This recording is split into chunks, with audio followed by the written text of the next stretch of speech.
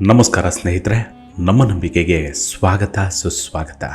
ಸ್ನೇಹಿತರೆ, ಗಣಪತಿ ಅಂದ್ರೆ ಗಣಗಳ ಮುಖ್ಯಸ್ಥ. ಈ ಎಲ್ಲರ ಸ್ವಾಮಿಗೆ ನೂರಾರು ಹೆಸರುಗಳಿವೆ. ಗಣಪತಿ, ಗಣೇಶ, ವಿನಾಯಕ, ವಕ್ರತುಂಡ, ಏಕದಂತ, ಲಂಬೋದರ, ಹೀಗೆ ಗಣೇಶನಿಗೆ 108 ಹೆಸರುಗಳಿವೆ. ಗಣೇಶ ಪುರಾಣದಲ್ಲಿ ಒಟ್ಟು 32 ಅವತಾರಗಳ ವರ್ಣನೆ ಇದೆ. ಗಣೇಶ ಅಂದ್ರೆ ನಮಗೆ ಬಾಲಗಣೇಶನ ಚಿತ್ರಣವೇ ಕಣ್ಮುಂದೆ ಬರುತ್ತೆ. ಮಕ್ಕಳಾಟ ಮಾಡುತ್ತಾ, ಆತ ಮಕ್ಕಳೊಂದಿಗೆ ಬೆರೆಯುತ್ತಾ, ಚೇಷ್ಟೆಗಳನ್ನ ಮಾಡುತ್ತಾ ಹಬ್ಬದಲ್ಲಿ ಬೆರೆಯೋದೇ ನಮಗೆ ಮನಸ್ಸಿನಲ್ಲಿ ಚಿತ್ರ ಮೂಡುತ್ತೆ. ಆದ್ರೆ ಪುರಾಣಗಳ ಪ್ರಕಾರ ಇದೇ ಗಣೇಶ ಸಮಯ ಬಂದ್ರೆ ಮತ್ತು ಧರ್ಮದ ರಕ್ಷಣೆಯ ವಿಚಾರ ಬಂದ್ರೆ ಉಗ್ರ ರೂಪ ಧರಿಸ್ತಾನೆ. ನಿಮಗೆ ಮೊದಲೇ ಗೊತ್ತಿರುವಂತೆ ಗಣೇಶ ಪ್ರತ್ಯೇಕ ಯುಗ ಅಥವಾ ಸಮಯದಲ್ಲಿ ಅನೇಕ ರೂಪಗಳನ್ನು ಧರಿಸಿದ್ದಾನೆ. ಹೇಗೆ ವಿಷ್ಣು ಪ್ರತ್ಯೇಕ ಯುಗದಲ್ಲಿ ಅವತರಿಸಿದ್ದಾನೋ ಅದೇ ರೀತಿ ಗಣಪತಿ ಕೂಡ ಪ್ರತಿ ಯುಗದಲ್ಲೂ ಬೇರೆ ಬೇರೆ ಅವತಾರಗಳಲ್ಲಿ ಕಾಣಿಸಿಕೊಳ್ತಾನೆ. ಅಂದ್ರೆ ಭಗವಾನ್ ಗಣಪತಿಯ ಮೊದಲ ಅವತಾರ ಸತ್ಯಯುಗದಲ್ಲಿ ಆಗಿತ್ತು. ಆ ಅವತಾರದ ಹೆಸರು ಮಹೋತ್ಕಟ ವಿನಾಯಕ ಗಣಪತಿ. ಸಿಂಹದ ಮೇಲೆ ಸವಾರಿ ಮಾಡ್ತಿದ್ದ.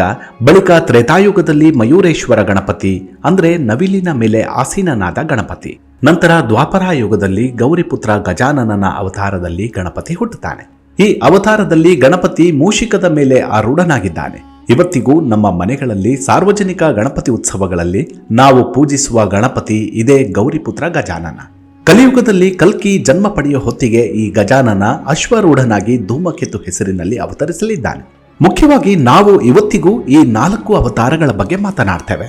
ಆದ್ರೆ ಗಣಪತಿಯ ಬಗೆ ಬಗೆಯ ಅವತಾರಗಳು ಇವೆ. ಪುರಾಣಗಳ ಪ್ರಕಾರ ಒಟ್ಟಾರೆಯಾಗಿ ಹೇಳಬೇಕೆಂದ್ರೆ 32 ಬಗೆಯ ಅವತಾರಗಳಲ್ಲಿ ಗಣಪತಿ ಕಾಣಿಸಿಕೊಂಡಿದ್ದಾನೆ.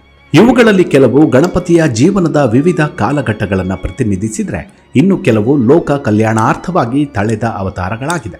ಬಾಲಗಣಪತಿ, ತರುಣ ಗಣಪತಿ, ಭಕ್ತಿ ಗಣಪತಿ, ವೀರ ಗಣಪತಿ, ಹೀಗೆ ಒಟ್ಟು 32 ಅವತಾರಗಳಿವೆ. ಆದರೆ ನಾವು ಅತಿ ಭಯಂಕರ ಮತ್ತು ಶಕ್ತಿಶಾಲಿ ಗಣಪತಿಯ ರೂಪದ ಬಗ್ಗೆ, ಅದು ಗಣಪತಿಯ 32 ಅವತಾರಗಳಲ್ಲಿ 8ನೇ ಅವತಾರವಾದ ಉಚ್ಚಿಷ್ಟ ಗಣಪತಿ.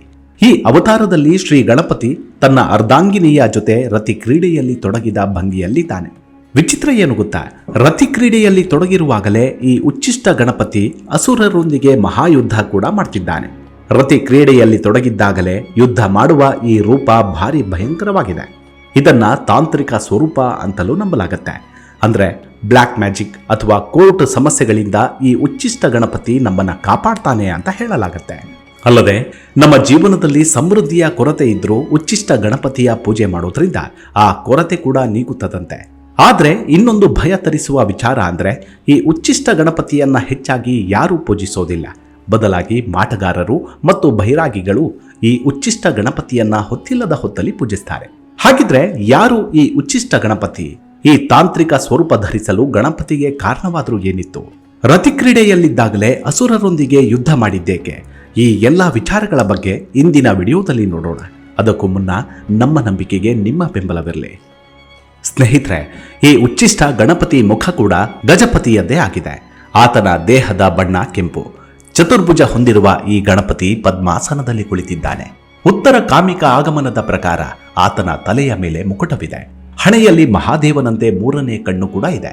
ಸ್ನೇಹಿತರೆ, ನಮಗೆ ಗೊತ್ತಿರುವಂತೆ ಗಣಪತಿ ಬ್ರಹ್ಮಚಾರಿ. ಆತನಿಗೆ ಮದುವೆಯೇ ಆಗಿಲ್ಲ. ಆದ್ರೆ ಈ ಉಚ್ಚಿಷ್ಟ ಗಣಪತಿಯ ಜೊತೆಗೆ ಒಬ್ಬ ದೇವಿಯ ರೂಪ ಕೂಡ ಇದೆ. ಈ ದೇವಿಗೆ ವಿಘ್ನೇಶ್ವರಿ ಎಂಬ ಹೆಸರಿದೆ. ಉಚ್ಚಿಷ್ಟ ಗಣಪತಿಯ ಎಡ ತೊಡೆಯ ಮೇಲೆ ಕುಳಿತಿರುವ ಈ ದೇವಿ ಯಾವುದೇ ವಸ್ತ್ರವನ್ನ ತೊಟ್ಟಿಲ್ಲ. ಈಕೆಯನ್ನ ಹಸ್ತಿ ಪಿಶಾಚಿ ಅಂತಲೂ ಕರೆಯಲಾಗತ್ತೆ. ಚತುರ್ಭುಜದ ಗಣಪತಿಯ ಒಂದು ಕೈ ಈ ಬೆತ್ತಲೆ ದೇವಿಯ ಭುಜದ ಮೇಲಿದೆ. ಇದು ದೇವಿ ಮತ್ತು ಗಣಪತಿಯ ರತಿ ಕ್ರೀಡೆಯ ಭಂಗಿಯಾಗಿದೆ. ತಾಂತ್ರಿಕಗಳ ಪ್ರಕಾರ ದೇವಿಯ ತೊಡೆ ಮೇಲೆ ಒಂದು ಮೋದಕದ ಪ್ಲೇಟ್ ಇರುತ್ತೆ. ಗಣಪತಿ ಆ ಮೋದಕಗಳನ್ನ ತಿನ್ನುತ್ತಾ ನಿಧಾನವಾಗಿ ದೇವಿಯ ಯೋನಿಯನ್ನ ಸ್ಪರ್ಶಿಸ್ತಾನೆ ಅಂತ ಹೇಳ್ತಾರೆ. ತಾಂತ್ರಿಕರು, ಮಾಂತ್ರಿಕರು ಹೇಳೋ ಪ್ರಕಾರ ಗಣೇಶನ ಈ ರೂಪವನ್ನ ಪೂಜಿಸೋದ್ರಿಂದ ಅವರಲ್ಲಿರುವ ಕುಂಡಲಿನಿ ಜೊತೆಗೆ ದಿವ್ಯ ಶಕ್ತಿಗಳು ಪ್ರಖರವಾಗುತ್ತವಂತೆ. ಹೀಗಾಗಿ ಉಗ್ರ ರೂಪದ ಗಣೇಶನನ್ನ ಯಾರು ಮನೆಯಲ್ಲಿ ಪೂಜೆ ಮಾಡೋದಿಲ್ಲ. ಹಾಗಿದ್ರೆ ಗಣಪತಿ ಇಂತಹ ಘೋರ ಅವತಾರ ತಾಳಲು ಕಾರಣವೇನು? ಸ್ನೇಹಿತರೆ, ಪುರಾಣಗಳ ಪ್ರಕಾರ ಹಿಂದೆ ಒಬ್ಬ ರಾಕ್ಷಸನಿದ್ದ. ಆತನ ಹೆಸರು ವಿದ್ಯವಾನ್. ಹೆಸರಿನಲ್ಲಿ ವಿದ್ಯೆ ಇದ್ರೂ ಈತನ ಕೆಲಸಗಳು ಮಾತ್ರ ಅವಿದ್ಯಾವಂತರದ್ದು. ಅಸುರ ಗುಣಗಳಿಂದ ಜನಿಸಿದ್ದ ಈ ರಾಕ್ಷಸ ಭಾರಿ ಕಂಟಕವಾಗಿದ್ದ. ತನ್ನ ತಪಸ್ಸಿನಿಂದ ದೇವರ ದೇವ ಬ್ರಹ್ಮದೇವನನ್ನ ಪ್ರಸನ್ನಗೊಳಿಸಿದ್ದ. ಬ್ರಹ್ಮದೇವರು ಪ್ರಕಟಗೊಳ್ತಿದ್ದ ಹಾಗೆ ಎಲ್ಲರಂತೆ ಈ ವಿದ್ಯವಾನ್ ಕೂಡ ಒಂದು ವರವನ್ನ ಕೇಳ್ತಾನೆ. ಬ್ರಹ್ಮದೇವ, ನನಗೆ ಅಮರತ್ವವನ್ನ ಕೊಡು ಅಂತ ಬೇಡಿಕೊಂಡ. ಆದ್ರೆ ಹಲವು ಅಸುರರು ಇಂತಹ ಬೇಡಿಕೆಗಳನ್ನ ಕೇಳಿ ಕೇಳಿ ಬೇಸತ್ತಿದ್ದ ಬ್ರಹ್ಮದೇವ ಈತನಿಗೆ ಕೊಂಚ ಕೋಪದಲ್ಲಿ ಹೇಳಿದ್ದ, ನಿಮ್ಮ ಅಸುರರಿಗೆ ಎಷ್ಟು ಸಲ ಅಂತ ಹೇಳೋದು, ಯಾರಿಗೂ ಕೂಡ ನಾನು ಅಮರತ್ವ ಕೊಡಲು ಬರೋದಿಲ್ಲ, ಖುದ್ದು ಬ್ರಹ್ಮದೇವನಾದ ನನಗೂ ಅಮರತ್ವ ಇಲ್ಲ ಅಂತ ವಿದ್ಯವಾನ್ ಅಸುರನಿಗೆ ಸಮಜಾಯಿಸಲು ಯತ್ನಿಸಿದ. ಇದಕ್ಕೆ ಸಮ್ಮತಿಸಿದ ವಿದ್ಯವಾನ್, ಸರಿ ಹಾಗಿದ್ರೆ ನನಗೆ ಅಮರತ್ವ ಕೊಡದಿದ್ರೆ ಮತ್ತೊಂದು ವರದಾನ ನೀಡಿ ಎಂದ. ನಾನು ತ್ರಿಲೋಕದಲ್ಲಿ ಅಧಿಪತ್ಯ ಸ್ಥಾಪಿಸುವ ವರದಾನ ನೀಡಿ, ಇದರ ಜೊತೆಗೆ ನನ್ನನ್ನ ಯಾರು ಕೂಡ ಸಂಹರಿಸಬಾರದು. ಸಂಹರಿಸಬೇಕು ಅಂದ್ರೆ ಆ ದೇವರು ರತಿ ಕ್ರೀಡೆಯಲ್ಲಿ ತೊಡಗಿರಬೇಕು. ರತಿ ಕ್ರೀಡೆಯಲ್ಲಿರುವಾಗಲೇ ನನ್ನನ್ನು ಸಂಹರಿಸುವ ದೇವರಿಂದ ಮಾತ್ರ ನಾನು ಸಾಯಬೇಕು. ಅಂದ್ರೆ ನನ್ನನ್ನು ಸಂಹರಿಸುವವನು ಸ್ವಯಂ ದೇವರಾಗಿರಬೇಕು. ಅವನು ತನ್ನ ಅರ್ಧಾಂಗಿನಿಯ ಜೊತೆ ರತಿ ಕ್ರೀಡೆಯಲ್ಲಿ ವ್ಯಸ್ತನಾಗಿರಬೇಕು. ಆ ಹೊತ್ತಿಗೆ ನನ್ನೊಂದಿಗೆ ಯುದ್ಧ ಮಾಡಿದಾಗ ಮಾತ್ರ ನಾನು ಸಾಯಬೇಕು ಎಂಬ ವರ ಕೊಡು ಅಂತ ಕೇಳ್ದ. ಸರಿ ಅಂತ ಬ್ರಹ್ಮದೇವರು ತಥಾಸ್ತು ಎಂದ. ವಿದ್ಯವಾನ್ ನಸುನಕ್ಕ. ಯಾಕಂದ್ರೆ ಯಾವ ದೇವರು ತಾನೇ ತನ್ನ ಅರ್ಧಾಂಗಿನಿ ಜೊತೆ ರತಿ ಕ್ರೀಡೆಯಲ್ಲಿ ತೊಡಗಿರುವಾಗ ಯುದ್ಧ ಮಾಡ್ತಾನೆ? ಅಂತಹ ದೇವರು ಇರಲು ಸಾಧ್ಯವೇ ಇಲ್ಲ ಅಂತ ಈ ವಿದ್ಯವಾನ್ ಅಸುರ ಭಾವಿಸಿದ. ಹೀಗಾಗಿ ಬ್ರಹ್ಮದೇವರು ಕೊಟ್ಟ ವರವನ್ನ ದುರುಪಯೋಗ ಮಾಡಿಕೊಂಡ ವಿದ್ಯವಾನ್ 3 ಲೋಕಗಳಲ್ಲಿ ದೇವತೆಗಳಿಗೆ ಜನರಿಗೆ ಹಿಂಸಿಸಲು ಶುರು ಮಾಡಿದ.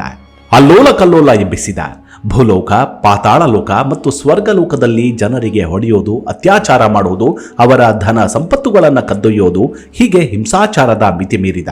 ಆತನಿಂದ ದೌರ್ಜನ್ಯಕ್ಕೊಳಗಾದವರು ತ್ರಿದೇವರ ಮುಂದೆ ಗೋಳಾಡಿದ್ರು. ಬ್ರಹ್ಮ, ವಿಷ್ಣು, ಮಹೇಶ್ವರ, ಏನಿದು ಅನ್ಯಾಯ? ಬಂದ ಅಸುರರಿಗೆ ಕೇಳಿದ ವರದಾನ ನೀಡ್ತೀರಿ, ಬಳಿಕ ಹೀಗೆ 3 ಕಣ್ಣು ಮುಚ್ಚಿ ಧ್ಯಾನಕ್ಕೆ ಕುಳಿತರೆ ನಮ್ಮ ಗತಿ ಏನು? ಅವರಿಗೆ ಬೇಡಿದ ಶಕ್ತಿಶಾಲಿ ವರದಾನಗಳನ್ನು ನೀಡ್ತೀರಿ, ಬಳಿಕ ಅವರು ಬಂದು ನಮಗೆ ನೆಮ್ಮದಿಯಾಗಿ ಬದುಕಲು ಬಿಡದೆ ಕಾಟ ಕೊಡ್ತಾರೆ. ಈ ವಿದ್ಯವಾನ್ ಎಂಬ ರಾಕ್ಷಸ ಬ್ರಹ್ಮದೇವ ಕೊಟ್ಟ ವರದಿಂದ 3 ಲೋಕಗಳಲ್ಲಿ ಹಾಹಾಕಾರ ನಡೆಸ್ತಿದ್ದಾನೆ. ನೀವು ಮಾತ್ರ ಮಂದಸ್ಮಿತರಾಗಿ ಕುಳಿತಿದ್ದೀರಿ. ಆದರೆ ದೇವತೆಗಳ ಪಾಡೇನು, ಜನರ ಜೀವನದ ಕಥೆ ಏನು ಅಂತ ಒಂದೇ ಸಮನೆ ವಿದ್ಯವಾನ್ ಮಾಡಿದ ಅನಾಚಾರಗಳ ಬಗ್ಗೆ ಹೇಳತೊಡಗಿದ್ರು. ಇದಕ್ಕೆ ನೀವು 3 ಪರಿಹಾರ ಹೇಳಬೇಕು ಅಂತ ಆಗ್ರಹಿಸುತ್ತಾರೆ.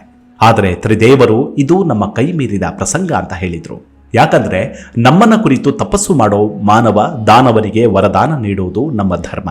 ಆದ್ರೆ ಮುಂದೆ ನಡೆಯೋ ಘಟನೆಗಳಿಗೆ ನಾವು ಪರಿಹಾರ ಹೇಳೋದೇಗೆ ಅಂತ ಕೈ ಚೆಲ್ಲಿದ್ರು.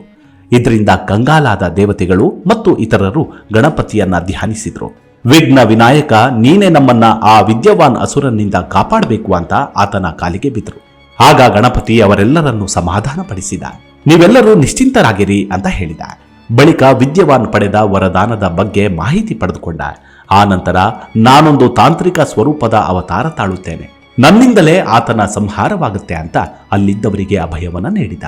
ಅದರ ಬಳಿಕ ಪದ್ಮಾಸನ ಹಾಕಿ ಕುಳಿತ ಗಣಪತಿ ಧ್ಯಾನಸ್ಥನಾದ. ಕೆಲ ಹೊತ್ತಿನ ಬಳಿಕ ಗಣಪತಿ ತಾಂತ್ರಿಕ ಅವತಾರವನ್ನ ತಾಳಿದ.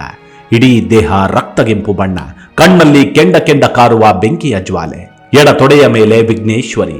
ಗಣಪತಿಯ ಜನನಾಂಗವನ್ನ ಈ ವಿಘ್ನೇಶ್ವರಿ ಕೈಯಲ್ಲಿ ಹಿಡಿದಿದ್ರೆ ಗಣಪತಿ ತನ್ನ ಸೊಂಡಿಲಿನ ಮೂಲಕ ಆಕೆಯ ಯೋನಿಯನ್ನ ಸ್ಪರ್ಶಿಸಿದ್ದ. ಇದೇ ಅವತಾರದಲ್ಲಿ ಉಚ್ಚಿಷ್ಟ ಗಣಪತಿ ವಿದ್ಯವಾನ್ ಅಸುರನ ಸಂಹಾರಕ್ಕೆ ಹೊರಟು ಬಿಟ್ಟ. ಅದೊಂದು ಘೋರ ಯುದ್ಧ.